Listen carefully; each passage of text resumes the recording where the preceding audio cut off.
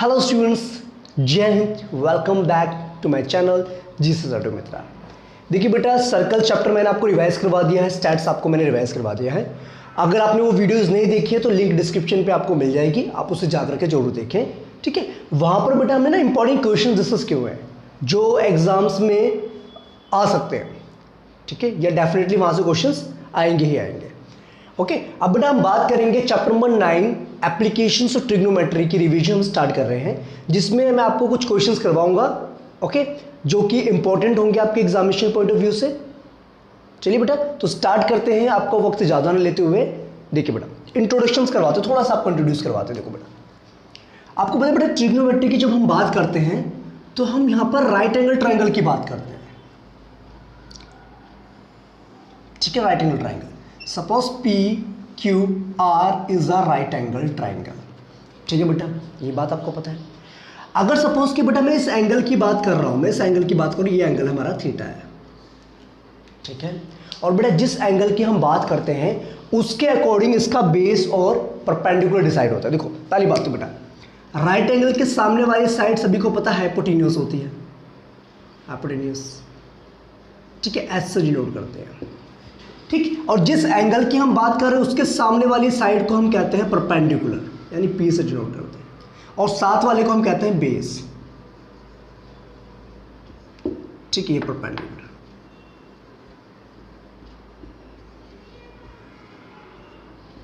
ठीक बेटा, ये बात तो आपको पता है।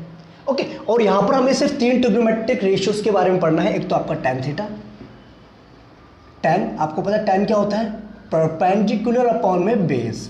अब बेटा इसके अकॉर्डिंग परपेंडिकुलर क्या होगा, पी क्यू होगा, और बेस क्या होगा यहाँ पर आपका, बेस इज क्यू आर।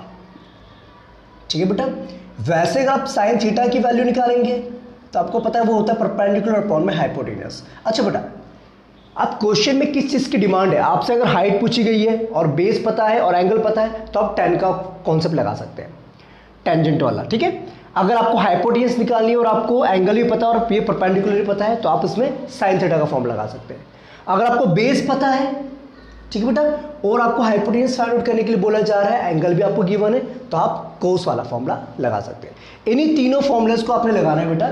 ठीक है, ओके, देखो ये हो जाएगा आपका पी क्यू परपेंडिकुलर अपॉन में हाइपोटेन्यूस पी आर।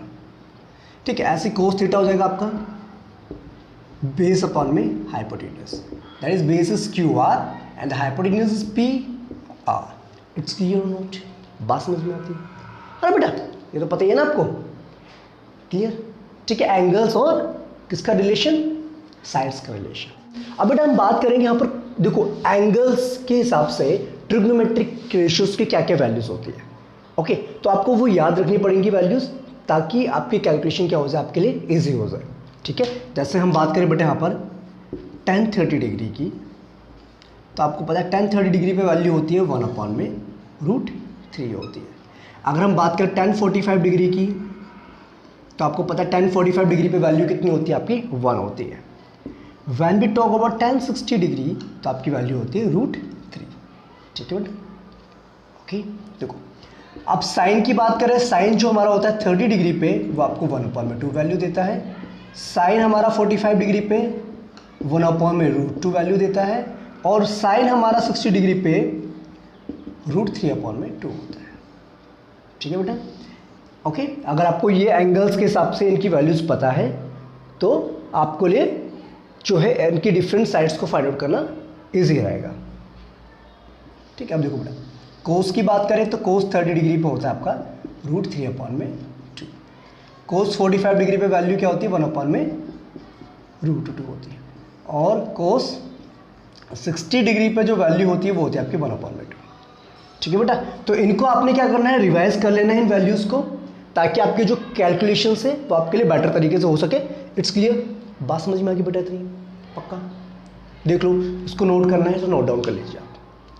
ठीक है, अब बेटा एक कॉन्सेप्ट मैं आपको और बता दूं, एंगल ऑफ एलिवेशन और डिप्रेशन के बारे में, जहां पर आप मिस्टेक्स करते हैं। ठीक है, उसके बाद हम क्वेश्चंस की सीरीज स्टार्ट करेंगे। अप्रोक्सीमेटली 12 क्वेश्चंस होंगे, जो कि मोस्ट इंपॉर्टेंट क्वेश्चंस आपके लिए लेकर के आया हूं मैं। ठीक है, अगर आपने इनको कर लिया तो एक्स्ट्रा क्वेश्चंस करने की जरूरत नहीं है आपको। ओके ओके क्लास, चलिए देखिए बेटा, आपने इस चैप्टर में देखा होगा क्वेश्चंस आपके कैसे बनते हैं। या तो एक पार्टिकुलर हाइट से आप डाउनवर्ड देख रहे हैं, या फिर एक पॉइंट से आप अपवर्ड डायरेक्शंस में देख रहे हैं। माउंटेन की हाइट निकाल रहे हैं, या फिर हिल की हाइट निकाल रहे हैं, या फिर आपसे बोल देंगे बेटा क्लाउड्स आपको गिवन है, क्लाउड्स की शेडो बन रही है, रिफ्लेक्शन बन रही है पानी के अंदर, तो बताइए क्लाउड की हाइट क्या है, लैक से। ठीक है, तो ये सब फाइंड आउट करने के लिए बेटा आपको जो कॉन्सेप्ट पता होना चाहिए एंगल ऑफ एलिवेशन और एंगल ऑफ डिप्रेशन का। ठीक है, अब ये क्या चीज़ें होती है बेटा, सुनो। देखो, सपोज कीजिए यहाँ पर आप यहाँ से आप ऑब्जर्व कर रहे हैं बेटा। ठीक है, ये ऑब्जर्वर है, ये ऑब्जर्वर की आई है। ठीक है, ये ऑब्जर्वर है।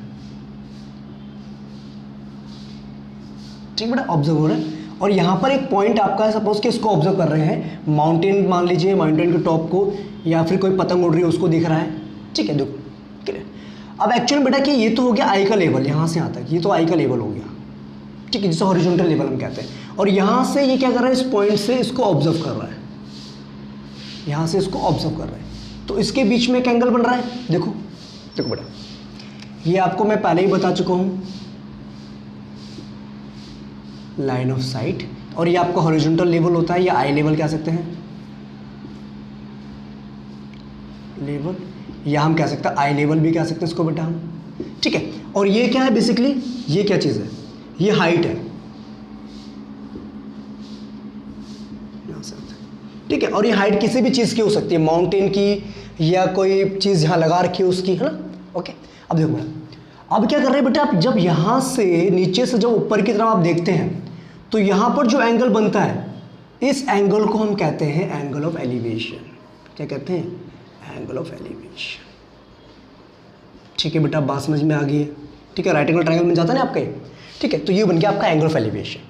अगर इसी तरीके से अगर आप ऊपर से किसी पार्टिकुलर हाइट से नीचे की तरफ देख रहे हैं, तो वहाँ पर जो आई का लेवल और लाइन ऑफ साइट के बीच में जो एंगल बनता है, देखो ये आपका आई का लेवल है, और ये आप नीचे की तरफ देख रहे हैं, तो इसके बीच में जो गैप बन रहा है, इसको कहते हैं हम एंगल ऑफ डिप्रेशन। देखो कैसे, देखो बस में बेटा,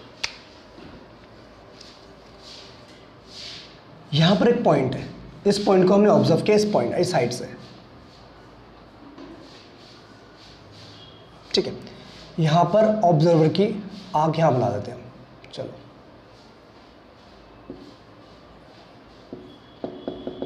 ठीक है बेटा, अब ये क्या कर रहा है, नीचे की तरफ देख रहा है, यहाँ से क्या देख रहा है, नीचे की तरफ देख रहा है, इस पॉइंट को देख रहा है। ठीक है, इस पॉइंट को देख रहा है, ए पॉइंट को देख रहा है, यहाँ से ए पॉइंट को देख रहा है। क्लियर बेटा, अब इसकी आंख के साथ बच्चे एक लेवल बनेगा, हॉरिजॉन्टल लेवल। ठीक है, अब इनके बीच में जो एंगल बना है, हॉरिजॉन्टल लेवल और लाइन ऑफ साइट के बीच में, इसको कहता है लाइन ऑफ साइट, तो पता ही आपको। ठीक है, हॉरिजॉन्टल लेवल, ये जो एंगल बना है यहाँ पर आपका, ठीक है, इसको अल्फा मान लेते हैं। ओके, तो इसको कहते हैं हम एंगल ऑफ डिप्रेशन। ये क्या आपका एंगल ऑफ डिप्रेशन। आई बात समझ में कि नहीं आई बेटा।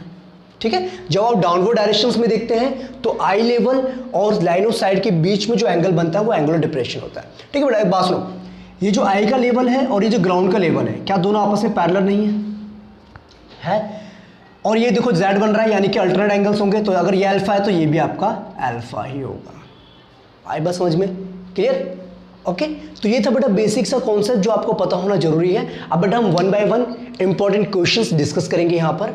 ठीक है, आप बेटा एक काम कर सकते हैं, मैं क्वेश्चंस यहाँ पर लिखूंगा, आप उसको वीडियो को पॉज करके खुद ट्राई कीजिए, अगर नहीं आता देन आप कंटिन्यू करेंगे। ठीक है बेटा, ओके देन लेट्स कंटिन्यू।